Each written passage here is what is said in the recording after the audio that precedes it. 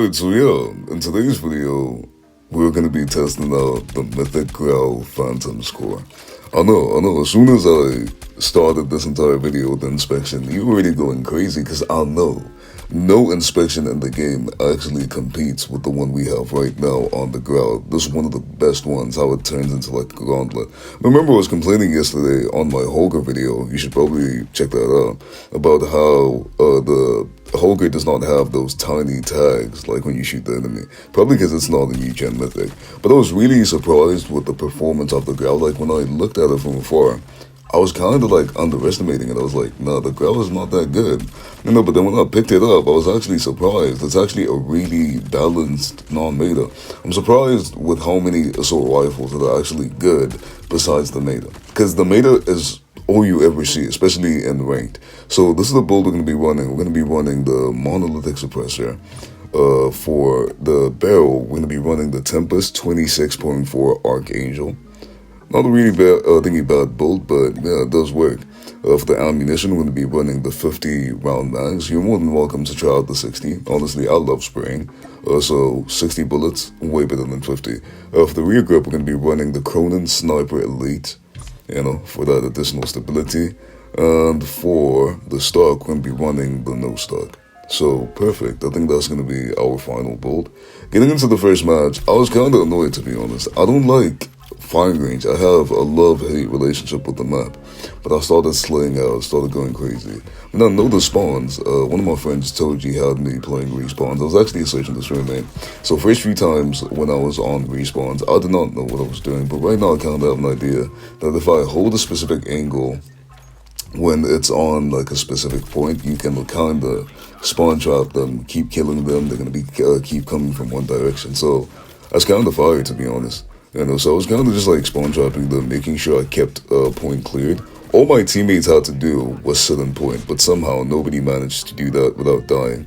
Because I was legit just slaying out. Everybody that was pulling up was dying. I don't know why every time I go on streaks, something bad happens. And by bad, I mean that one individual with the katana or a spear always just takes advantage. But yeah, I pushed through jungle into bottom wood, and I went crazy, to be honest.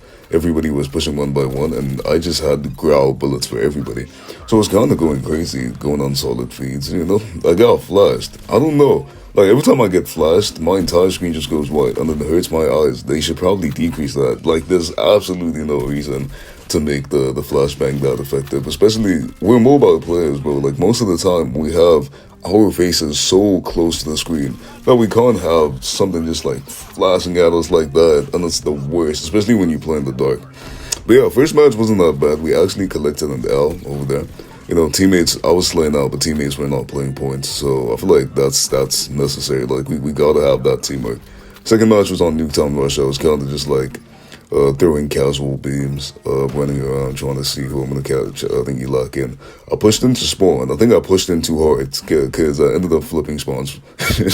Placing my teammates at a major disadvantage. But wasn't too crazy, to be honest. Got a few kills here and there. There was one camping at the top, started rotating towards the next OBJ, and they already had a spawns for next. This was an advantage for me, though, because I love pushing into spawn and just like getting a few kills when they're currently trying to push into point, because they become careless. They don't really worry about me as much. They just like trying to focus on getting to point. And that's the really weird thing. Like, my teammates, when they're on my team, they don't want to prioritize pushing for point. I'm always just kind of like shooting people, trying to keep them off point. And they're not even on point, bro, most of the time. They're just dying. They're just feeding. But I've never been unlucky to the point where I got nuked because of my teammates. If I get nuked, I'm probably getting smacked with them. But yeah, man, this was some solid feats. I tried to climb up, didn't work out. So I just decided to follow my shock RC. But there was nobody at the top, surprisingly. So quote one at the back of Nuketown, tiny little shot over there. There was one on point, devious beams, started rotating towards the back. Beautiful spawn trap. Once you'll start spawning behind me, and I got high ground, I just know you're cooked, bro. So I put in some damage on that one. I knew that after seeing me, they were probably going to push in. So beams after beams, beautiful beams. And the advanced UAV was making it so much easier because I kind of saw where they are. So I was just like taking advantage of that, and I had the upper hand. They had point, but I was making sure that I clear everybody who's trying to push towards point. So all my teammates had to do was just kill the one individual that was going to be on point, and they was thinking we're going to be on the safe side. But they couldn't even do that. It was so like, I don't know. I feel like I understand why so many people struggle with Grandmaster lobbies. Like, no matter how much work you do, the teammates are just so buns. It does not make sense. I feel like everybody now is on Legendary. Even the mid players that are supposed to be on Grandmaster are also on Legendary. So it's like, on Grandmaster, it's just like full-on bot lobbies. You're never gonna find somewhat decent players that are gonna be able to carry you, especially if you're like a new player that's trying to get to Legendary for the first time. Grandmaster lobbies are gonna annoy the shit out of you.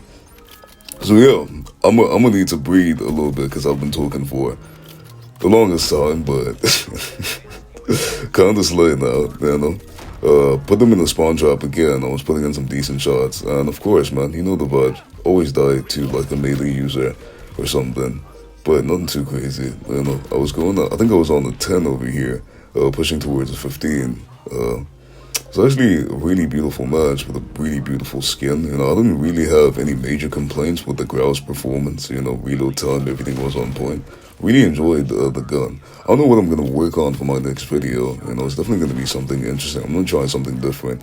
But this was the game. 45 kills to 10.